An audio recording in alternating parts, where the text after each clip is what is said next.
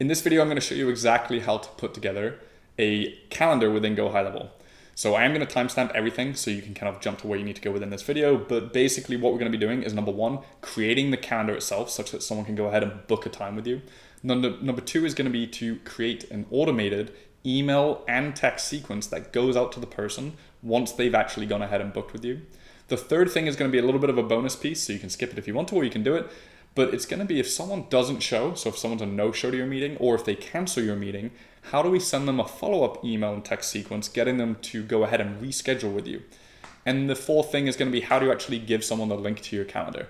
So I'm going to timestamp everything that I just said on the side of the screen here, so you can go ahead and jump to it if you need to, but let's hop into it. Okay, so just before we hop into the video, I just want to let you know, if you do find these videos helpful and you would benefit from being able to hop on drop-in calls with other people like yourself who are coaches or consultants or therapists, just trying to get some support building out their GoHighLevel stuff and systems, then feel free to book a call with me down below. I love networking, meeting new people, seeing where you're at, seeing where we could potentially work together and help each other. Even if you're someone who just wants your whole system built out, or if you're someone who just needs a little bit of extra support, we are really trying to help people. So feel free to book a call below. If you're just here for the video though, enjoy it. I hope you find it valuable, and good luck building out your systems. Okay, so the first thing that we need to do when actually creating this calendar system is to create the calendar itself. We'll build off of the calendar, but we first actually need to have that calendar built out. So under your calendars, then under calendar settings in the top, this is where we're going to go and build out any of the calendars that we want within our GoHighLevel account. So you can have unlimited calendars, but the first one that we're going to be actually building is going to be for you just trying to hop on a call with someone, whether it's like a consultation call, a discovery call, strategy call. I'm going to assume right now that this is just going to be a one-off. You can do recurring, but in this video specifically, I'm just going to be talking about a one-off call that someone can book with you. It sends them a link to join the meeting, and then they'll go ahead and get reminders and then show up to it. So when you actually create an account within the system, within GoHighLevel, right now, it actually creates its own kind of calendar for you. I'm just going to suggest going from scratch here, just so you can understand everything that you're actually putting together as we go through it. So when we go to actually create a new calendar within calendar settings here, I'm going to do new calendar. It's going to give you a few different options here. In almost 99% of the cases, it's going to be a personal booking. Personal booking just means that someone's booking, one person is booking a slot with just you, just one person. There are different options in here, and I'm not going to touch on them in this video, but for right now, 99% for people, it's going to be personal booking here. So when you click into it, it's going to give you this kind of overview page. You just need to put in a couple of pieces of information before we go and edit, more in-depth information about the calendar itself. So under calendar name, just call this what it is. Like, is it a strategy call, a consultation call? I'm just going to call this a consultation call, and maybe it's with myself, so I just say with Isaac. Keep it really easy. Select the team member. It's already selected myself because I'm the one who's creating the calendar itself. But if it's someone else, you just delete that person, and then you'd click the new person that is actually going to be assigned to that calendar. Under custom URL, so by default, at the time of recording this, it will actually give you a custom URL piece or slug to add at the end of the URL. What this is when it's time to actually go ahead and share your calendar link, and you just want to share a link directly to the calendar widget, it's going to use this path behind whatever branded domain you have set up. Now, if you haven't set up a branded domain, it's going to be something like link.gohighlevel.com. So it would be link.gohighlevel.com /widget /bookings /consultation call with whatever you've had in here based on the name. You can override this, but this is basically just what it is, just for your reference. Meeting duration, pretty self-explanatory. How long is the meeting? Let's say ours are going to be 45 minutes long. Before you touch into availability, just go into advanced settings, because we're going to touch on a little bit more than just what's shown here. So let's go into advanced settings now. Now, when we go into meeting details, this is optional, but if you want to add a logo into the calendar itself, as you open up the widget, it kind of puts the logo in the top left corner. So I will do this for now. I'm going to click to upload. I'm going to upload from my media storage. You can also upload from your computer, but I'm going to upload from my media storage. I don't have anything in my media storage right now. So what I'm going to do here is actually upload an image into here from my desktop first. So right now I'm in my kind of computer. You can't see what I'm doing, but I'm basically just going to drag and drop a logo into my media storage library. And then from here, I'm going to double click that. So now we've added a logo. Make sure it's a 1:1 ratio. That's what will look best in here. And you can decide if you want it to be circle or square. Mine will fit better in a square frame. We have the calendar name. This is what we already created. Now is a description. So if you can imagine, someone lands on your calendar, they see the name of the calendar, it will say consultation call with Isaac. Do we want to add any kind of description? Just so they know a little bit more about what's going to take place on the call, what's going on, what do they need to do. So for example, I'm going to keep this really brief, but you can make this a little bit more in depth. I'm just going to say, one-on-one consultation call with Isaac to discuss ABC. You can obviously build off this how you please, but I'll show you when we go and preview the widget where this shows, just so you can keep this in the back of your mind. For now, I'm going to skip over group because for most people, this isn't going to be important right now. Custom URL, we've already actually touched on. Meeting invite, so this is going to be a little bit more important. This is actually going to be what shows up when someone books with you. And you know how when you book a call with someone or book any kind of meeting, it will actually add that meeting invite into your Google or Outlook calendar. This is what the name or the title of that invite will show as, both within your own calendar and within the person that's booking with you. So my suggestion always for this is to make sure you leave the contact name. So this is what this is a custom field that will pull the contact's name that's just booked the call with you. So I would leave this in here, but I would also make it really clear what it is and who it's with. So I would do something like this. Person's name, so let's say John Smith is booking this call. It would say John Smith, and then maybe we could do consultation call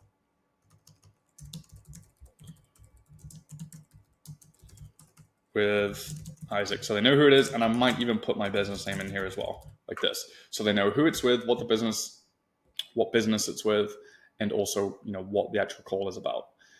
We leave the contact name in there for ourselves because when we see it on our calendar, we can say, oh, okay, John Smith, consultation call, perfect. Then down here, this is where we're going to select our meeting location. So this will depend on what you've actually linked within my profile, but you can see on the meeting location, when you click custom, you can select from these different options. Now, if you select something like Zoom and it says the user is not connected to their Zoom account, make sure that you first go into my profile and link your Zoom account under the calendar settings. So let me show you this quickly. I'm going to save this for now. You want to make sure, if you want to connect to Zoom or Google Meet, go into my profile.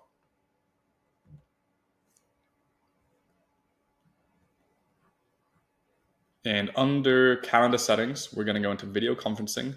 Make sure that you add Zoom if you want to click connect to Zoom, and connect Google Calendar if you want to connect to your Google Meets account.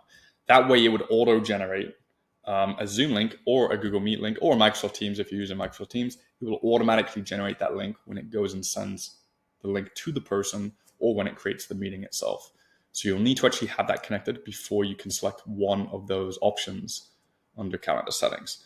Alternatively, if you don't want to even mess around with configuring the integration of Zoom or Google Meets, you can actually just put in your personal Zoom meeting under meeting details here. So I could leave this as custom, and I could literally just put the link directly to my Zoom personal room. So obviously this isn't going to be the exact link, but it would be something like zoom.com / and then it will be something, it will look something like this. Let's just pretend this is my personal room. So you do obviously have to go in a Zoom and collect your personal room, or go into Google Meets and get a specific link that someone can click to access the meeting. But those are kind of the options under the meeting location here. When we click save, it's going to move us on to the next stage within building the calendar, which is going to be the availability. So there are two things to think about when going through your availability. The first one is it is going to primarily check the availability that you have set under my profile. So what I mean by this, going back to my profile again within the settings tab, if you scroll down on my profile and come down to user availability, it is going to check this information more than the calendar itself. So if you put on here for Mondays that you're only available from, let's say, 2 p.m. to 5 p.m. on a Monday in your user availability, and you're the user that's assigned to the calendar that you're creating, if you set that calendar to be open from 10 a.m. to 6 p.m. on Monday, it's still only going to show availability from 2 p.m. to 5 p.m. because it's checking your availability first, not the availability just of the calendar. So this is something that always stumps people. Just make sure, in my honest opinion, just leave your personal availability just wide open and configure the calendar availability however you want it. That typically works best for people. So just leave it open 12 a.m. to 12 a.m. every day, and then just configure the calendar how you want to be available. So that's going to be my suggestion here. Going back into the calendar settings. So let me go back in here. I'm going to go back into edit this calendar that we're working on. Then under availability. So then under availability here, this is where I'll actually set the time that I want to be available. Now, if you've also linked your Google Calendar or Outlook Calendar or iCal Calendar, it will also check the availability on that calendar as well. Again, that's a connection that you do in My Profile, but you can also keep some sort of range constraint within the calendar itself. So once you've decided what times you want to be available, you can also look busy. So if you notice that your calendar is just wide open and you want to close some of the spots, you can actually do something like close 50% of the spots. So then it won't just show all the availability you have in your calendar. It will kind of make you look a little bit more busy, make sure that you don't just have wide open 8 to 5 calendar availability on Monday to Friday. Because that could, to someone else, it could be like, oh, do they, they're not doing anything? Do they not have any other calls booked? Are they not working on anything else? So you do have that option as well. Slot interval is basically just going to be how often the calendar slots show within the GoHighLevel calendar widget. So if you set this to 30 minutes and we have our time starting at 8 a.m. and it goes to 5 p.m., the first slot is going to show at 8 a.m. Then the next one will be 8:30, then 9, then 9:30, because we've set the intervals to be 30 minutes. If we set this to 60 minutes, it would start at 8, then it would show 8 a.m., 9 a.m., 10 a.m., so this is going to be based on what your preferences here. Meeting duration, like we've already created, is just going to be how long the meeting is itself. Scheduling notice is going to be how much time do you need to be notified before someone can actually book a slot with you. So what I mean by this is if you set this to 2 hours, for example, this means that someone could technically book a slot with you 2 hours from now if that time is available. However, if you want to make this something more like 24 hours, it means that no one can actually book a slot with you within 24 hours. It's how much notice do you actually need. Now, keep in mind, if you do one day, it is not the same as 24 hours. One day will actually block off the whole next one day and then make the day after that available. So keep that in mind here when you set up the minimum scheduling notice. Date range is going to be how far in advance you want someone to be able to book with you. So for example, if you set this to 10 days, it means that someone can book between the times of 1 day from now and 10 days from now. It's going to give them some availability. I recommend for date range, not making this too far out, because if you make your calendar, 5 weeks out and someone books a call with you and it's a consultation, the likelihood of them not showing up just continually increases the further out the meeting is. So you want people realistically booking with you within, 5 business days. I'm going to kind of skip over this stuff, but you can actually set a maximum number of times someone can book in this calendar on a specific day. You can also put a pre-buffer time and post-buffer time, just meaning that if someone books a call with you, it will actually block off this amount of time before the meeting and this amount of time after the meeting when that has actually been booked. When I save and take us onto forms and payments, so by default, it's going to give you a default form, which is going to be them when they go through and they book on your calendar widget. It's going to say, put your first name, put your last name, put your email, put your phone, and put any notes you want to put. You can change the questions that you ask within the email itself. You just have to go ahead and create that form first. So I'm not going to touch too much on the specifics of how this works, but from this dropdown, you can actually see all of the forms that you've created. Now you create forms under, so if you go back to your main dashboard, under sites and forms, that's where you create forms within the system. So again, the sites on the left and then forms up top, you can actually build a form. These are the forms that you'd be able to see from this dropdown. So if you wanted to ask a question, for example, how did you find me? Tell me a little bit about yourself, like a multiple choice. You would create the form first, and then you would see it from your dropdowns here. Some of the stuff kind of self-explanatory that you can go through, but a consent box when they go to book with you, this is going to be like a little checkbox that shows. Also, what do you want the thank you message to be when someone actually books with you? So if you want to really customize this, you can customize it. If someone books with you on the widget, it's going to show this message directly after they've booked with you. I'm also going to suggest leaving auto confirm new calendar meetings on. This basically just means if someone books with you, just assume that it's confirmed. If you turn this off, then it won't actually confirm the meeting until you've gone into the system and said, yeah, I confirmed that meeting. So I would leave this on. When we click save, we can go into notifications and additional options. Now, you can set up email notifications and confirmations within here. I'm going to show you how to do it in a workflow because it's more customizable, and it also means we can include text messages if you ever get to the point where you have a phone number. So I will typically just leave this as is and do not enable any of the emails here because I'm going to get to that. Under allow Google/Outlook calendar to send invites, I'm going to leave this toggled on. This is the thing that will automatically create the meeting and add it to someone's Google or Outlook calendar with that invitation title that we created on the meeting details page. So definitely leave this on. It's going to be good. Moving on here, I'm not going to touch on any of this because I think it's less important to actually get set up. So when we click save again, it's going to take us onto the last page, which is the customizations. Really, the only two things I would suggest changing here is the primary color and the schedule meeting. If you change the background color, just be worried you can make the calendar look really messy. And just to give yourself a preview from here, you can click preview widget. It's going to open up your calendar as it looks right now, and it by default use a white background on the calendar with this blue text. You can see here, there's my logo that I added earlier. There's the name, there's the description of the calendar. Now, what I would suggest doing is not really changing the background of the calendar in any drastic way. You could add like a really light white or like off-white, I would suggest, but I'd probably change this blue color to match your branding. So if I go in a primary color and click this blue, maybe my color is, this purpley pink color here. So I could select this. You can also add your specific code, your hex code here.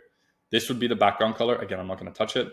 The other thing you can change is schedule meeting, because schedule meeting sounds a little bit formal. Maybe for this consultation, I'll say like book your consultation, and then I will save.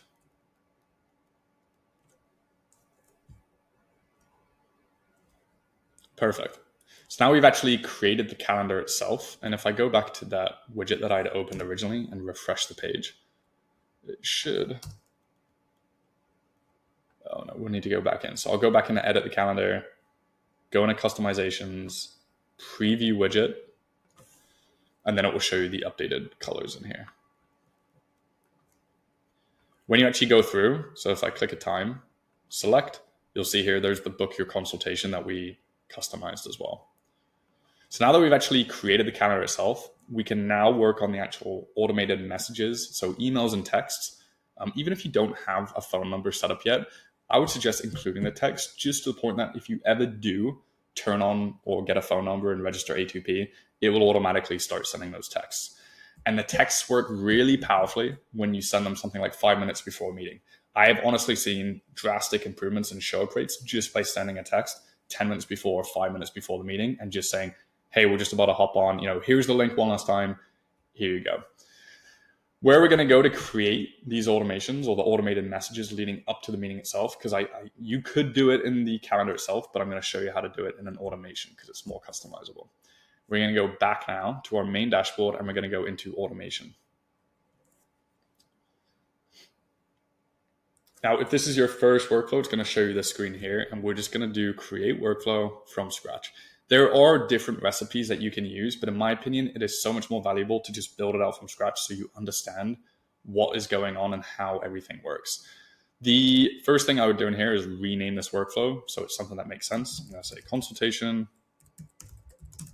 consultation booked, send confirmation, and reminders. The trigger to this workflow, so you can imagine this is an automation. Trigger is going to be where an action happens that then triggers a sequence of events. The trigger in this case, so a very common misconception is to use customer booked appointment. I'm going to suggest right now that you use appointment status. The reason we can use appointment status is if you used the customer booked trigger, it will only trigger the workflow if someone actually books on the calendar itself, the live calendar widget. If you set up what I'm setting up here and use appointment status as the trigger, it means that yes, if someone books on your calendar widget, it will trigger the sequence, but it will also trigger the sequence if we internally book the meeting for them inside the GoHighLevel calendar itself. So this is just the way I would set it up for long term, because I have seen this be an issue where someone's like, well, I went into the system and I added the calendar date for them, but they didn't get the sequence. And it's it's always because the trigger is not appointment status, but it is instead customer book. So just use appointment status as the trigger. We want to add 2 filters here. We want to add a filter to first say that the appointment status is confirmed. And we also want to add a filter to say that it is in a calendar called the one that we've just created. So this basically says if there is a new confirmed appointment within this calendar, trigger this workflow. This is now when we can go ahead and start sending emails and texts leading up to the appointment itself. You can do things like add tags. So if you want to add a tag to the contact, basically say like consultation booked, you could do that. I'm going to just show the essential steps right now though. The first thing we want to do, if you can think about the flow, is you want someone to get an initial confirmation email. So you want them to get an email right away that says, yeah, you've just been confirmed. Here's the time. Here's the date. Here's the link. So when we can go ahead, we'll click plus and we'll send an email. So I'm going to look up email in the actions and here's send email. The subject line. So the subject line here, again, it's just going to be what they say in the subject line when you send this email, but it could be something like, for example, consultation booked. You could say confirmation. Now in here, we can actually write out the email that's going to be sent out. So if I said something like, hi, and this is where custom values are going to be really, really important in these emails, because we want to first reference the person's name, but we also want to reference information about the appointment itself. So custom values, if I'm referencing someone's name, I'm going to go in a contact and I'm going to put first name. So it's going to say, hi, person's first name. It's going to put their first name in here. You are set. Then you can write out whatever email you want to write out. Now, this is where we actually want to put the information of the meeting itself. So how you format this is completely up to you. But what you would typically have is a place where you've put the date, a place where you've put the time, and a place where you've put the link to the meeting itself. So under date, where we can pull the date information, again, is going to be custom values. We'll go out of contact. It's going to be appointment category, and it's going to be the start date. This is going to be the starting date. So it's going to be the date of the start of the appointment. So if they book for, October 5th, it's going to be October 5th here. The time, self-explanatory. So if we go back into custom values, go back into the appointment category, this is going to be the start time of the meeting.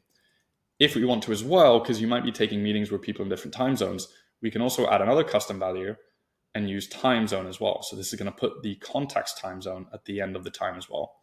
Then under link, this is where we can put the link of the meeting. So remember when we created the calendar and it automatically generated that link, we can then use custom values. And here we're going to use meeting location. Whenever you add the meeting location, because remember this is going to be a link, I would typically highlight this, copy this field, and turn it into a link. So we would do that by clicking this little add link icon here. The URL is going to be the exact same thing here as what shows. And then action, we're going to do new window. That way it's going to turn this into like more of a visible clickable link. And it's going to show the Zoom link that you added, or Google Meets or Microsoft Teams, whether it's automatically generating or the one that you inserted as a custom link, it's going to show that here. What also might be valuable is if you want to do some sort of reschedule link or cancellation link. So this would be at the bottom maybe where you'd say, if you need to cancel or reschedule, use the links below. Obviously, you'd write this out how you want to, and if you want to just use AI to write these out, that could be really quick too. But essentially, if you do want to add a reschedule and a cancel link, write the thing that they're actually doing. So if this is reschedule, I do need to find the custom value for the reschedule link first, though. So I'm going to click any space in the email, and I'm going to grab that field first by going into custom values, appointments again, and I'm going to find the reschedule link. I can copy this link. So I'm copying it. I'm highlighting the reschedule. I'm going into add link, and I'm going to paste the reschedule custom field in here. And I'm going to make this open up a new window. So now we've added the reschedule. Same thing for the cancel. So now I can get rid of that field because we've added it as a link to reschedule link. Now I'm going to get the cancellation link. So I'm going to do cancellation link, highlight that link that I just added, highlight cancel and add link. And then I'm going to paste that as the URL and open in a new window. and then I can get rid of this here. So you've added the kind of main pieces in here. We have the person's first name, the start date, the time, appointment time zone, meeting location, and then a reschedule and cancel link. And you want to save this. So that's the confirmation email and the important information that goes along with it. Then you have to think about, okay, well, when do you want to send emails next? And if you really don't know what to do in this case, I would honestly suggest after the confirmation, a 1 day before email, a 1 hour before email, and a 5 minutes before text. That's typically going to be, best practice, especially if this is the first call that someone's hopping on. So how do we actually wait for 1 day before the meeting that they booked? And we're going to add an action down here, and we're going to use a wait step. So you'll click wait here. We're not doing a time delay because a time delay would be the amount of time after the appointment was booked. We want to do time related to the actual booking time. So under wait for, we're going to select event or appointment time. And then we're going to tell it how far before that event or appointment time we want to wait. So by default, it's going to select before, and we want to do 1 day before. So I'm going to save this. So now when someone comes through this process, they're going to book the appointment, they're going to get the confirmation email straight away. Then we're going to wait for 1 day before that appointment time. This is where we can send the 1 day before email. So what I'm doing here is I'm adding the action. We're looking up email because we want to send email. And this is going to be a 1 day before email. So when you put in the subject and write the text again, you can kind of say, okay, something like 1 day to go. Whatever you want to put in here, you can write as the subject. Then you write out your email again. Now, if you want to simplify this, you've already created all the fields under here, under the first email. So I can just take this content. So I've copied it to my clipboard. I'm going to paste it in this new email. And then you can kind of rewrite it as if it's tomorrow. So you can say,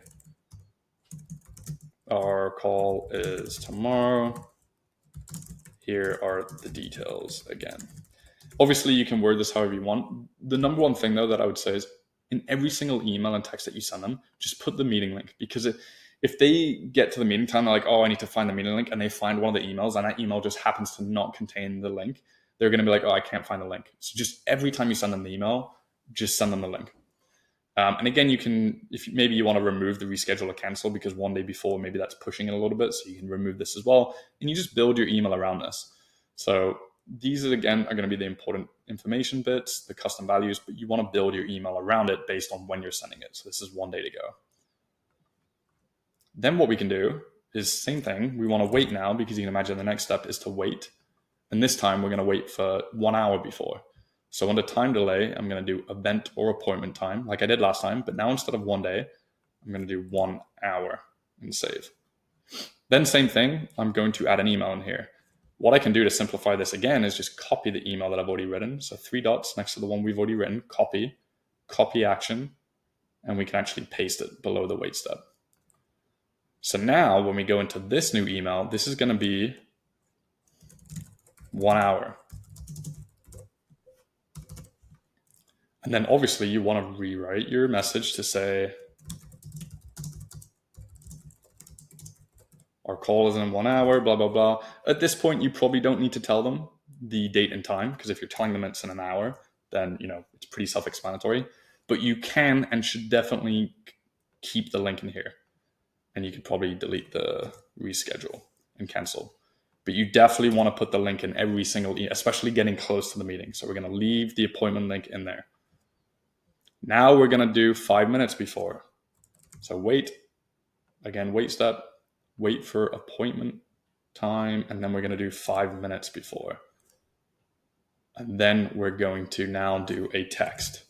So you can also do another email, but I really like the 5 minutes before text. It drastically improves show up rates. So in this case, instead of doing send email, I'm going to do send SMS as the action. And in here, we can write out this email again, or this text, sorry. You can say something like hi. And again, I can use the custom values to say contact, first name. You say something like, I'm ready when you are. Or call. Or you could say, I'm ready when you are. Feel free to hop on here. And just give them the link one last time, even through the text. Give them no excuse to not find that link. So again, we're going to go into custom fields or custom values, appointment, and location. So now you've actually sent them a text with it as well. And you might want to sign off with your name if you haven't actually texted them yet, because then they'll be like, oh, who's this text from? So you can be like, Isaac, maybe I'll put my business name in there as well. So then they'll get a quick text 5 minutes before that says, hi, John, I'm ready when you are. Feel free to hop on here. And there's the Zoom link and my name. So now we have this whole sequence of emails and one text that will go out when someone books with us in here. The last thing we need to do is click publish and click save. So now you've created this sequence. Now, this is going to be a little bit of a bonus step. So before I touch on how to actually then make your calendar visible or how to send out your calendar link, I'm going to go in a little bit of a bonus step here, which is going to be, what if someone cancels? What if someone no-shows? Because we can actually do things like send follow-ups if they do cancel or if they do no-show. So now that we have our first workflow built in here, we can build separate workflows for if they cancel or if they don't show up. So what I mean by this is we have our first one here. We can create a new workflow and we can start it from scratch.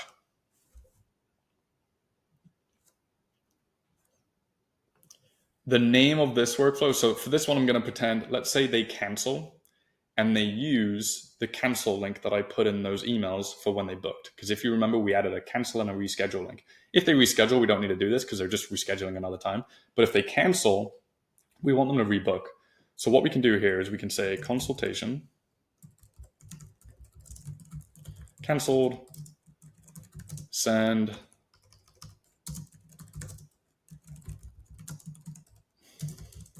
follow-up to rebook. The trigger to this automation is again going to be appointment status. So we're going to do appointment status as the trigger. But instead of it being a confirmed meeting, we'll add filters and we'll say appointment status is canceled. We'll then add another filter because we want to specify that this is only for this calendar. So in calendar, the one that we just created. Now we can send a sequence if they go ahead and cancel the meeting. So obviously, if they go ahead and cancel the meeting, we want them to receive this follow-up. So what we can do here is we can now send maybe an email straight away, and we can confirm their cancellation. So we could say something like cancellation confirmed. And then we write out our email. So you can say, hi, person's name. So custom values, contact, first name. Or you could say your consultation call has been canceled. If you would like to reschedule,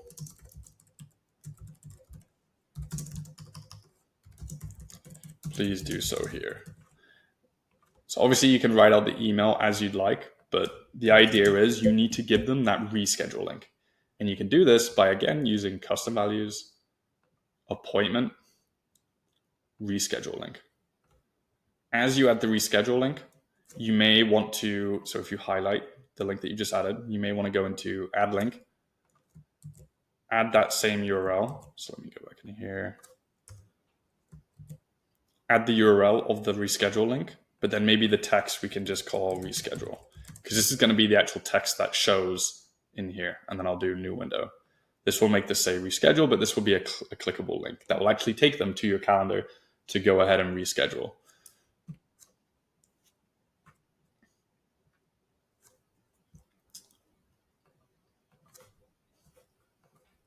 Then you can save that email. So then you got to think about, well, how often do you want to text or email this person? And you just want to use a combination of wait steps and texts and emails using that same reschedule link that you used within the message. So for example, if I want to go ahead and wait now, like 24 hours or maybe 48 hours, we can wait 48 hours from now or from that last email. So we're not using the event or appointment time wait step. We're using just the regular time delay here. And I'm going to save this. Maybe now I want to send a text. So again, this is only going to go through if you actually have a phone number. If you don't have a phone number, it just won't send. It won't cause you any issues. It just won't send. So maybe I want to do an SMS this time. So I'll do a text. And this one, I'll say hi again. I'll put the person's first name. So custom values, contact, first name. I noticed you didn't reschedule. Here is the link again, in case you do. 1, 2. Obviously, rewrite this better than I have, but you get the idea. You're basically just asking them if they want to reschedule. Here's the link again, and we're going to grab the custom values. We're going to go into links, and we're going to go into appointment and reschedule like this, and then save. And the idea is you just want to space these out how you want. Wait steps and emails, it's completely up to you how many you do. But you might be thinking now, well, what if they actually do reschedule? How do I make sure that they don't keep getting these emails and these texts? So after we've gone ahead and published and saved this workflow, that's when you can think about, okay, if they do actually go ahead and rebook with me, I want to make sure that they don't get these emails and texts, which is why when we go back to workflows, what we can do, so this is kind of where we start connecting systems, is we can go into consultation booked, the first one that we created. And what we can do is go ahead and say, well, if someone books in this calendar, we can actually remove them from another workflow that they may be in. So the first action I can add in this workflow that we were previously working on is remove from workflow. Instead of the current workflow, I'm going to do another workflow. And I'm going to say, so I'm going to select this dropdown, and I'm going to use the one that we just created for consultation cancel, send follow-up to rebook. And I'm going to save this action. What this means is if someone books in our calendar, it will remove them from that other workflow, the second workflow that we were putting together. And if they're not in there, it just doesn't matter. So only if they're in there will it remove them from that workflow. So if you start sending someone an email and text telling them to reschedule their meeting, and they do reschedule, it's going to take them through this workflow for the appointment being booked, and will remove them from the sequence that's prompting them to rebook, because now they have rebooked. So I'm going to save this workflow here. Similarly, we can do this if someone no-shows. So we're going to do a completely different workflow. So again, this is going to be create a workflow from scratch, but this time it's going to be if someone doesn't show up to the meeting. So it's going to be kind of similar, but we'll do the same trigger here. Or let me rename the workflow first. So it'll be consultation, no-show, send follow-up emails to rebook. The trigger here is going to be very similar to what we've already done. It's going to be appointment status. We're going to add a filter. We're going to say appointment status is, instead of canceled or confirmed, we're going to do no show. We're going to add a filter here, and we're going to say in calendar and the calendar that we've put together. So now this is going to be triggered if it's a no show. Now you might be thinking, how does the system know if it's a no show? That is a manual action that we have to take, and I'm going to show you at the end of this video how that works. But you do actually need to tell the system this person didn't show up. Now it will send them these follow-up emails that we put together here. So now it's going to be very, very similar to what we just put together for the cancellation. So we can start with an email. And keep in mind, this is going to trigger at the moment that you mark this a no-show. So the moment you mark this a no-show, it's going to send this first email. You can, put in the subject line, just missed you. And under the message, you could, start writing it like we know how now with the person's first name. So you should kind of get this bit by now. We say, I noticed that you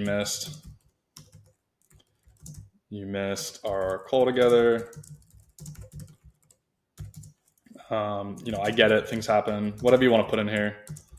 But then you can say, if you do want to reschedule, please feel free to do so here. And we're literally going to do the exact same thing. We're going to do custom values,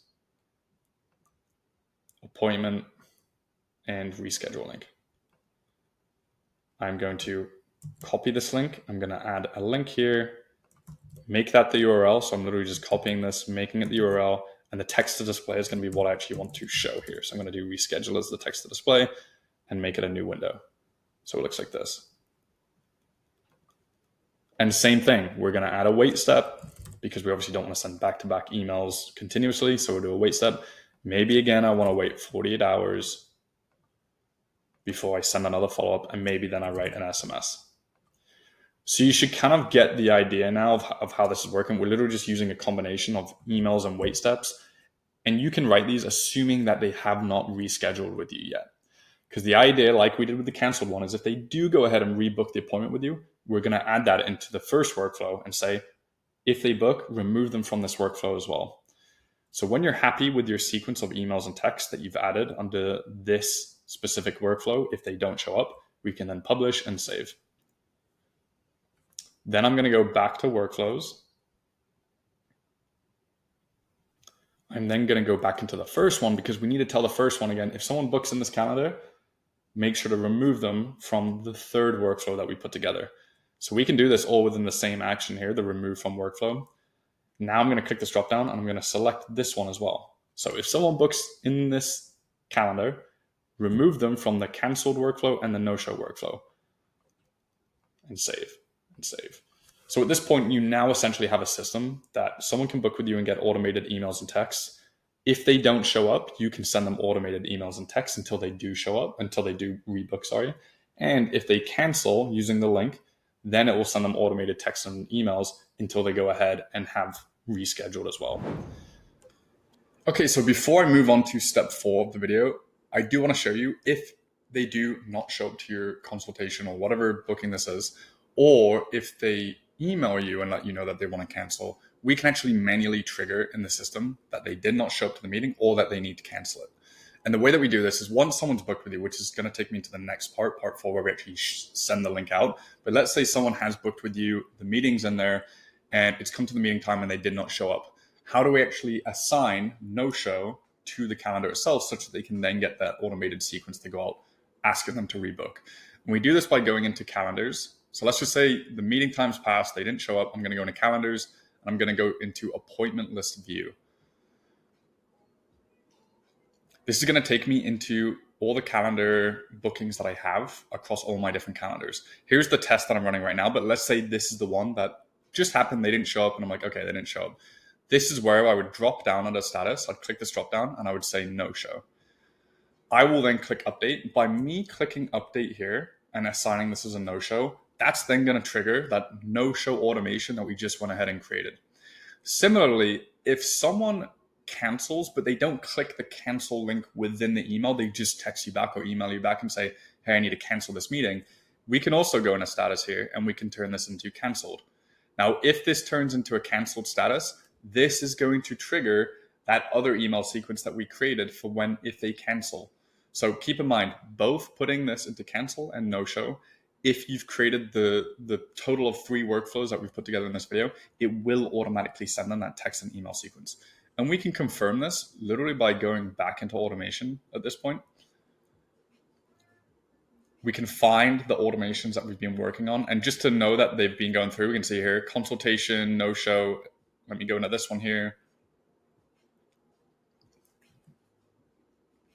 And I can actually go into execution logs. And I can see, okay, yes, I've just got added to the workflow. It is 9:24 right now. So it looks like that went exactly just now when I added them. So assigning the status will then put them into the right workflow. If they then rebook, it will remove them from these workflows and add them back into the booking sequence. Now that you have a calendar, what are the 2 main ways that you can actually go ahead and send that link to someone when you're like, I'm ready for someone to book a call. How do I actually get this link out there? The way to make this happen is you can either send them a direct link to the calendar itself, or you can add the calendar to a website page. So if you're building out a website, you can add your calendar widget directly to the website. The first option, which is the very simple way of going into calendars, calendar settings,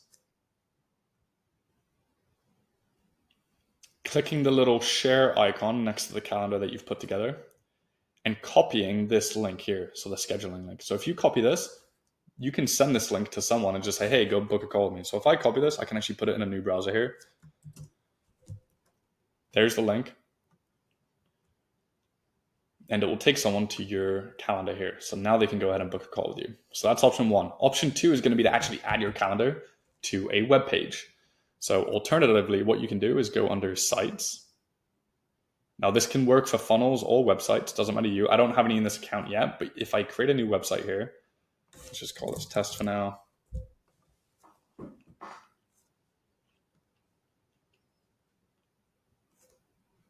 And if I go ahead and create a new page in this website, so maybe this is my book a call page.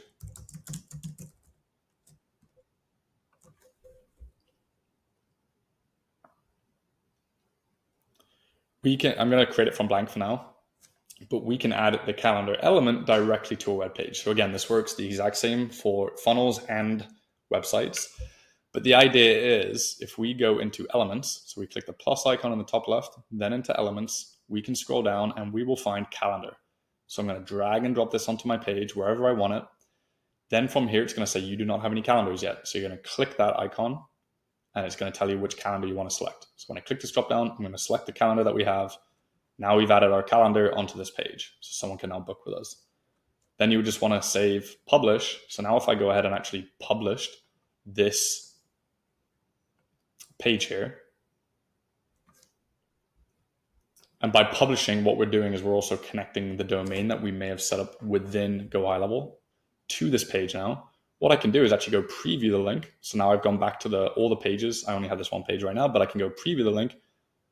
And this is the link to that book a call page that I created within a website. So those are the two ways you can actually go about sharing the link to your calendar, either sending it directly to the calendar widget or putting the calendar element on a website or funnel page first, and then sending someone a link directly to that page. Thank you so much for getting to the end of this video. If you did find it helpful, please feel free to like and subscribe. It really does help me out. And if you do have any suggestions on future videos, then feel free to also comment them down below. If you do find these videos helpful and you think it would be helpful to be able to hop on live calls with myself and my team and with other coaches, consultants, and therapists like yourself who are trying to build out their systems, then feel free to book a call with me down below. I'm always looking to connect. I'm always looking to help people in any way I can.